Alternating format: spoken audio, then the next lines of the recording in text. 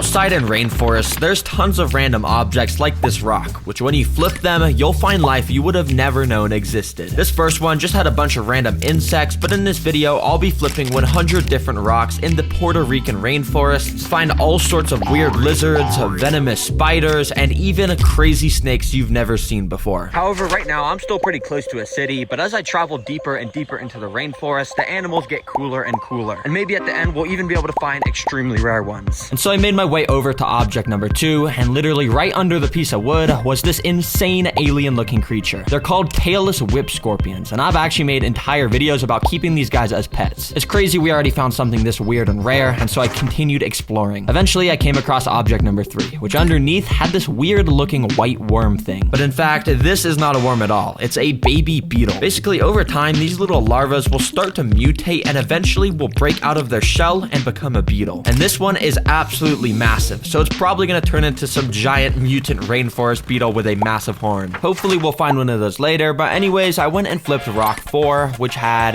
nothing underneath. From now on, I'm not gonna show anything with nothing, so it'll just be constant cool rainforest animals. And that's exactly what I found with rock number 7, because underneath was this weird white thing in a hole. But after moving around the dirt a bit, I realized this was actually a wolf spider's home. And that massive white thing, well, that's its egg sac, and soon it'll hatch into hundreds of mini spiders. You can see the spider mom was super defensive and did not leave the egg sac at all. So I put her home back and kept exploring. Soon after, I came across the next object, which when I tried to flip it, well, it kind of broke apart in my hands. And this happened because if you take a closer look on here, there's tons of these little white bugs crawling all over it. These are termites, which you probably already know eat wood like this. They'll literally just set up their entire colonies inside of these dead logs and just eat them from the inside out. Now, under object number 10, I found the coolest thing so far. Oh shoot, what is that? You see, on the bottom side of the log, I saw this little tail thing poking out from under the bark. At first, I thought it was some sort of worm, but if you look closely, you can see it has a bunch of tiny little scales on it, so it can't be a worm. So there was only one thing to do: